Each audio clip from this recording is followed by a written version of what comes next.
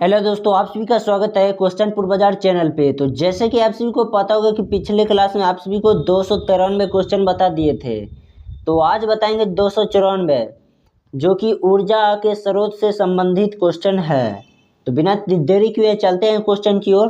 Question number 294, दहन कर ऊष्मा प्रदान करने को कहते हैं। तो आप सभी को पता होगा कि दहन कर ऊष्मा प्रदान करने को ईंधन कहते हैं। तो चलते हैं अगली क्वेश्चन की ओर। क्वेश्चन में 295, जीवाश्म ईंधन की ऊर्जा का वास्तविक स्रोत है। तो आप सभी को पता होगा कि सूर्य वास्तविक स्रोत है। तो चलते हैं अगली क्वेश्चन की ओर। ऊर्जा का अनवीकरणीय स्रोत नहीं है। तो आप सभी को पता हो या ना हो, लेकिन सूर्य है।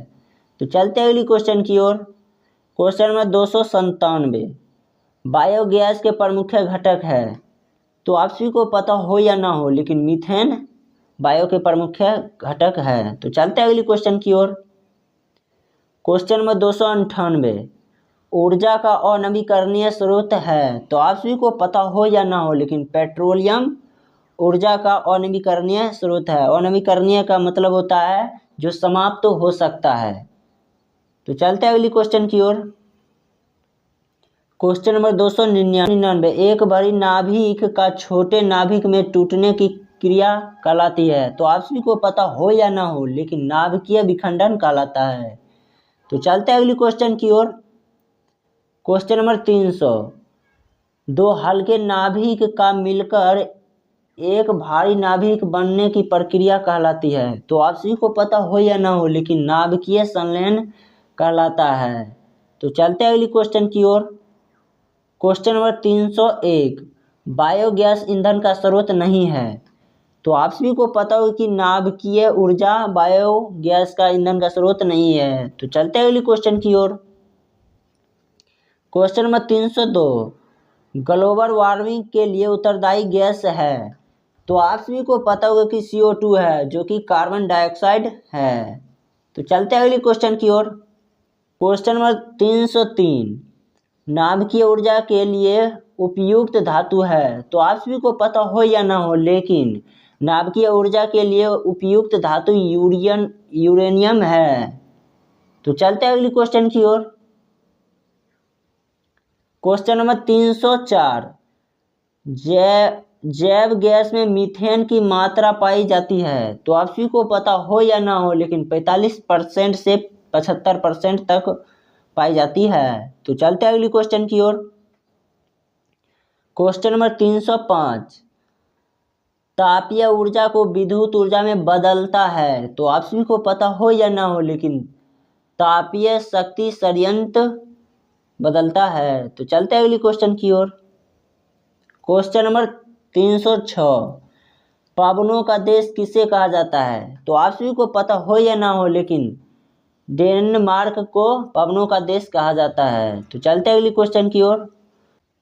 क्वेश्चन में 307, पृथ्वी के लिए सौर नियतांक का मान है। तो आप सभी को पता हो या ना हो, लेकिन 1.4 किलोवाट मीटर स्क्वायर होता है। तो चलते हैं अगली क्वेश्चन की ओर। क्वेश्चन नंबर 308, सौर सेल में उपयोग होने वाले पदार्थ कौन सा है। तो आप सभी को पता हो या ना हो, लेकिन सिलिकॉन है। तो चलते हैं अगली क्वेश्चन की ओर। क्वेश्चन नंबर 309, परमाणु बम आधारित है। तो आप सभी को पता हो या ना हो, लेकिन नाभिकीय विखंडन पर आधारित है। तो चलते हैं अगली क्वेश्चन की ओर। क्वेश्चन नंबर 310, कलपक्कम नाभिकीय विद्युत संयंत्र किस राज्य में है। तो आप सभी को पता हो या ना हो, लेकिन तमिलनाडु में है। तो चलते हैं अगली क्वेश्चन की ओर। क्वेश्चन नंबर 311, केंगा नाभिकीय विद्युत संयंत्र कहाँ स्थित है। तो आप सभी को पता हो या ना हो, लेकिन कर्नाटक में स्थित है। तो चलते हैं अगली क्वेश्चन की ओर। क्वेश्चन नंबर 312, यदि पवनों द्वारा विद्युत उत्पादन की क्षमता का अनुसार कितनी विद्युत शक्ति का उत्पादन किया जा सकता है। तो आप सभी को पता हो या ना हो, लेकिन लगभग 45,000 MW किया जा सकता है। तो चलते हैं अगली क्वेश्चन की ओर। क्वेश्चन नंबर 313, जैव मात्रा ऊर्जा स्रोत का उदाहरण नहीं है। तो आप सभी को पता होगा कि नाभिकीय ऊर्जा का उदाहरण नहीं है। तो चलते हैं अगली क्वेश्चन की ओर। क्वेश्चन नंबर 316, गर्म जल प्राप्त करने के लिए हम सौर जल तापक का उपयोग किस दिन नहीं किया जा सकता है, किस दिन नहीं कर सकते हैं। तो आप सभी को पता होगा कि पावनों या वायु वाले दिन यानी बादल वाले दिन पे नहीं कर सकते हैं। तो चलते हैं अगली क्वेश्चन की ओर। क्वेश्चन नंबर 317, किन तत्वों की उपस्थिति के कारण बायोगैस संयंत्र से निकलने वाली खाद के रूप में उपयोग की जाती है। तो आप सभी को पता हो या ना हो, लेकिन नाइट्रोजन तथा फास्फोरस होता है। तो चलते हैं अगली क्वेश्चन की ओर।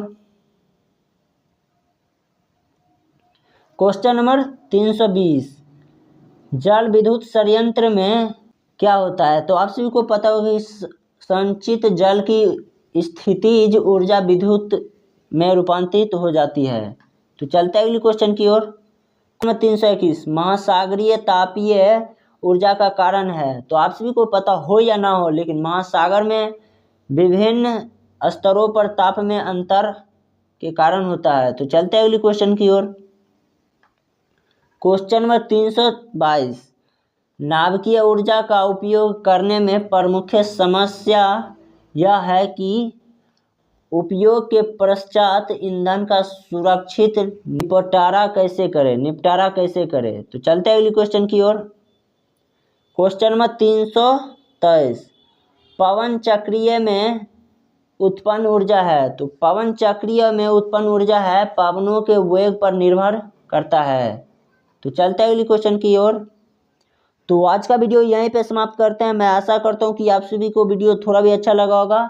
यदि अच्छा लगा है तो आप सभी इस वीडियो को लाइक करें, चैनल को सब्सक्राइब नहीं किया तो चैनल को सब्सक्राइब करें। यदि शेयर करने का मन है तो कर लीजिए, कोई दिक्कत की बात नहीं है। धन्यवाद, अगले वीडियो में मिलते हैं।